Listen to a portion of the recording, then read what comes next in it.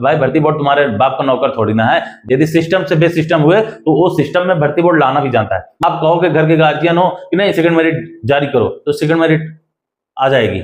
लेकिन दोस्त सच्चाई ये है कि आप न्याय की आड़ में जो है ना अपनी रोटी सेक रहे हो। याची बनने के लिए एक प्रोसेस है, डॉक्यूमेंट्स लगेगा, सारे डॉक्यूमेंट्स भी लोगे और चंद पैसे भी लोगे। 500, 1000, 2000, 3000 किसी अभ्यर्थी के जिसका 1 नंबर, 1.5 नंबर, 2.5 नंबर से सिलेक्शन रुक गया है उसे तो लगेगा ना। तो दोस्त सही पूछिए ना तो आपके ऊपर विधिक कार्रवाई होनी चाहिए। बच्चों को मिसलीड करने के लिए, गुमराह करने के लिए आपके ऊपर एक्शन होना चाहिए।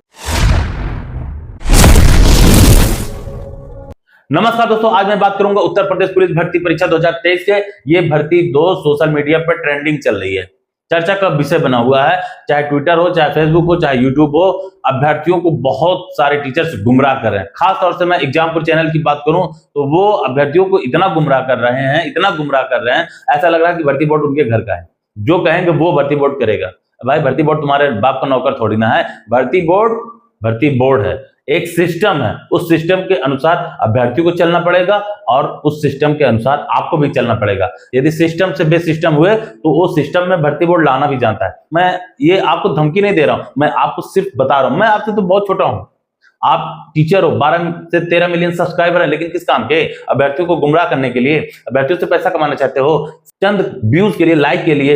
यार क्या क्या आप झूठ बोलोगे, कैसे कैसे बातें बनाओगे। भर्ती बोर्ड ने आपको जवाब दे दिया ना कि सेकंड मेरिट लिस्ट नहीं जारी करेगा। चाहे अखबार के माध्यम से ही कटिंग में ही न्यूज आई हो, लेकिन आपको जवाब मिल गया ना। तो भर्ती बोर्ड है। अभी आप एक बात बताओ, यदि सुप्रीम कोर्ट ने अगर कोई बिल पास किया, कोई कानून पास किया, आरक्षण से रिलेटेड हो या कोई अमेंडमेंट हो जिससे किसी एक विशेष वर्ग को दिक्कत हो रही हो, वो विशेष वर्ग जब धरना देगा, प्रदर्शन देगा, तो क्या सुप्रीम कोर्ट अपना डिसीजन बदल देगा? नहीं बदलेगा ना। वो उसी तरीके से एक सिस्टम है, उस सिस्टम को फॉलो करना होगा आपको भी और अभ्यर्थियों को भी। जैसे कि आपने फॉर्म अप्लाई किया था 2016-17 में उत्तर प्रदेश दरोगा भर्ती में, और आपका चयन भी हुआ था, टॉप 5 में आप रैंकर भी रहे, इंटरव्यू भी दिए, लेकिन आपने सिलेक्शन क्यों नहीं लिया? आपने छोड़ दिया। क्यों? पैसे के लिए। आपको यहां से पैसा बनाना था, कोचिंग संस्थानों से बच्चों को गुमराह कर करके पैसा बनाना था, इसीलिए आपने छोड़ दिया। मैं मानता हूं आपके अंदर क्वालिटी है, आपने बहुत सारे बच्चों का भविष्य बनाया है, लेकिन यार भविष्य बनाए हो तो गुमराह भी तो कर रहे हो, झूठा श्वासन भी तो दे रहे हो। ये हक की लड़ाई नहीं है। हक की लड़ाई तब है जैसे किसी भर्ती में धांधली हुई और पेपर लीक हुआ और आवाज उठाते हो आप अपने चैनल पे जोर शोर के साथ में, मैं उसे हक की लड़ाई मानता हूं। अभ्यर्थियों के हक की बात करते हो, ये हक की बात नहीं है दोस्त, आप धोखा दे रहे हो। 60,244 अभ्यर्थियों का सिलेक्शन हो गया है, फाइनल मेरिट जारी कर दी गई, फाइनल कट ऑफ आ गई, मेडिकल के लिए अभ्यर्थी जा रहे हैं। भर्ती बोर्ड ने 60,244 पदों पे जो सिलेक्शन किया है, आपको पता है उत्तर प्रदेश पुलिस का मेडिकल बहुत ही नॉर्मल होता है। आप स्वस्थ हो, दिख रहा है, आपकी एक पैमाने पे हाइट है, फिजिकल आप क्वालिफाई किए हो, चेस्ट आपका बराबर है, तो दोस्त दिक्कत कहां पे है? आंख, कान, दांत, ये सब पैर, हाथ पैर सही सलामत चेक करेगा और नॉर्मली मेडिकल में अभ्यर्थी क्वालिफाई हो जाएगा। अगर 500, 1000 सीट खाली भी रहेगी तो इसमें इतना उठापटक क्यों? भर्ती बोर्ड घर का थोड़ी ना है कि आप कहोगे घर के गार्जियन हो कि नहीं सेकंड मेरिट जारी करो तो सेकंड मेरिट आ जाएगी। अरे भाई अभ्यर्थियों को गुमराह करना बंद करो। पहली चीज तो ये, आप सोचते हो कि जहां पे 48 लाख अभ्यर्थियों ने फॉर्म भर रखा था, 48 लाख में से कंपटीशन घटते घटते 60,244 भर्ती थी, 60,244 अभ्यर्थियों का सिलेक्शन हो गया। एटलीस्ट ये अब वीडियो डालोगे आप किसी भी टॉपिक पे तो व्यूज तो 60,244 ही देंगे ना।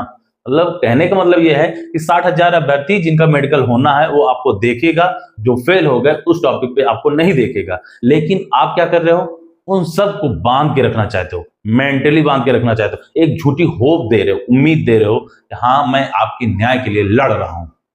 लेकिन दोस्त सच्चाई ये है कि आप न्याय की आड़ में जो है ना अपनी रोटी सेक रहे हो। रोटी किस लिए सेक रहे हो?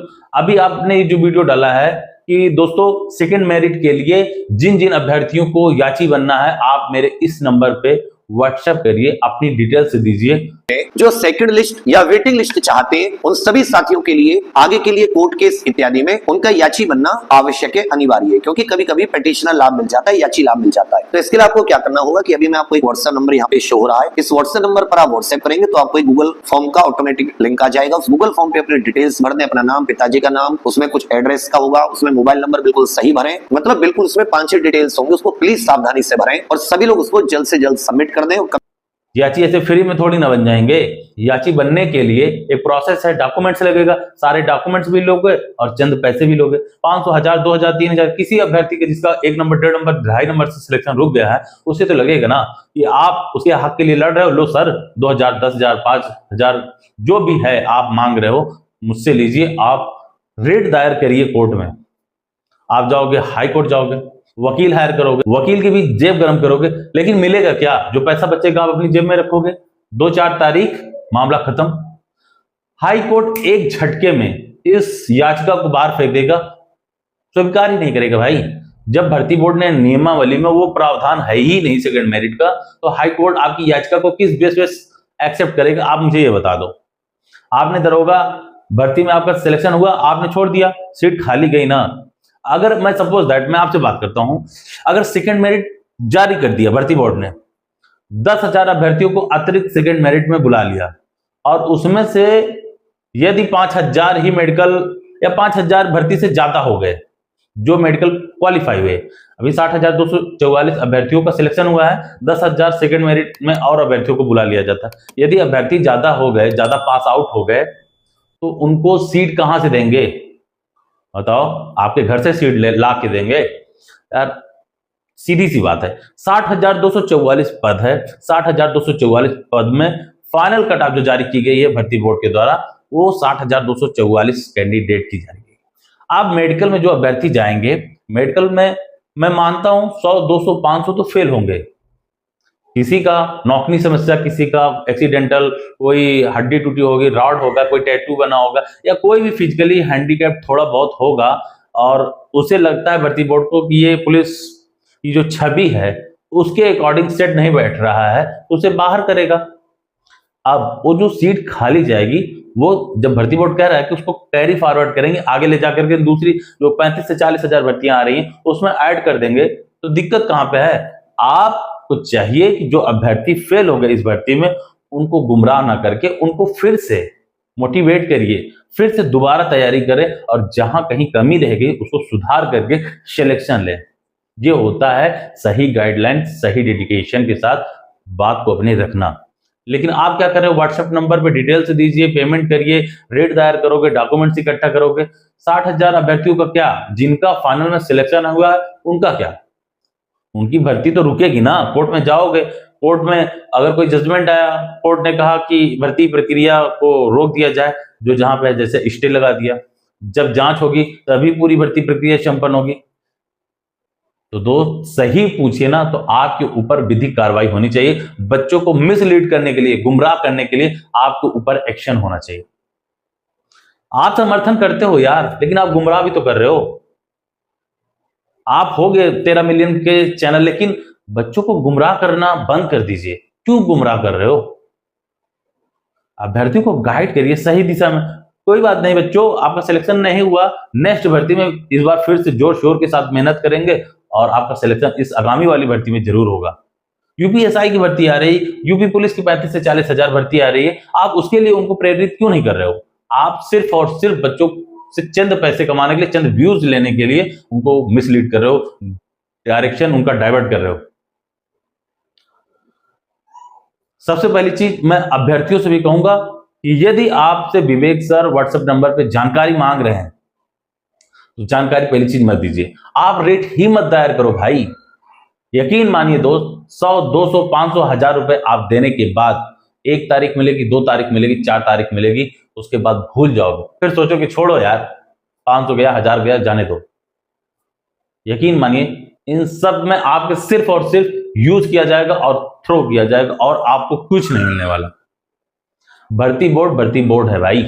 अगर जिस दिन चाह लेगा ना बच्चों को गुमराह करने के आरोप में, इनको उठा करके जेल में ठोक देगा। मैं उस विभाग का, उस पुलिस बल का हिस्सा हूं, मुझे पता है। ठीक है। जो व्यक्ति समाज में चाहे अभ्यर्थी हो या किसी को फाल्स जानकारी देना, मिसलीड करना, झूठी सूचनाएं देकर के, झूठा आश्वासन देकर के अभ्यर्थियों को गुमराह करना, अगर गुमराह कर रहे हो तो आपके लिए इतना पर्याप्त सबूत भर्ती बोर्ड के पास पर्याप्त है कि आप कोचिंग के माफिया हो, अभ्यर्थियों के दम पे आप भर्ती बोर्ड के ऊपर दबाव बना रहे हो और आपके ऊपर ये कानूनी कार्रवाई होनी चाहिए, आपके ऊपर कार्रवाई हो जाएगी। मैं एज ए पुलिस बल का हिस्सा होने के नाते मैं आपको समझा रहा हूं, अभी भी रुक जाइए, जब आपके ऊपर कार्रवाई होगी तब रुकोगे।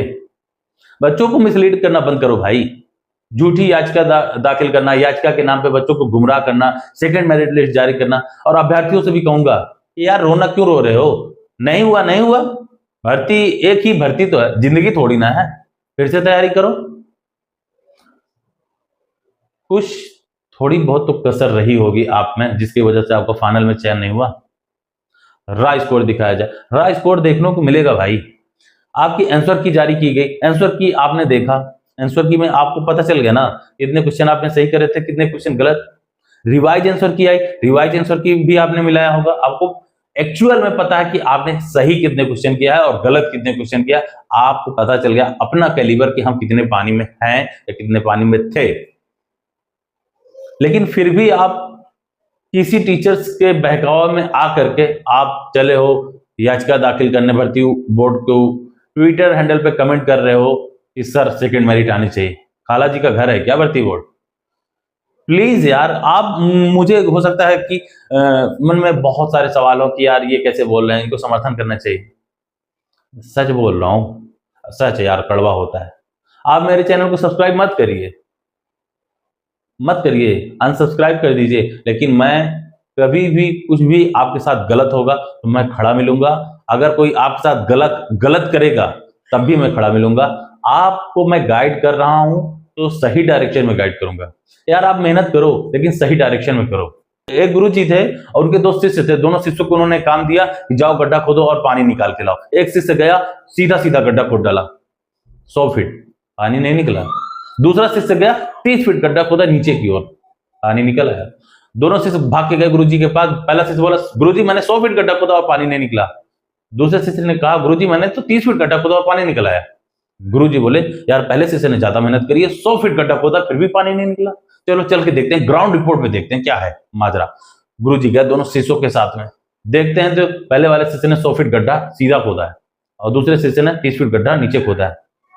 दूसरे शिष्य ने मेहनत कम करी लेकिन सही डायरेक्शन में करी, पहले शिष्य ने मेहनत ज्यादा करी लेकिन गलत डायरेक्शन में करी। यही मैं समझाना चाह रहा हूं कि मेहनत करो लेकिन सही डायरेक्शन में करो।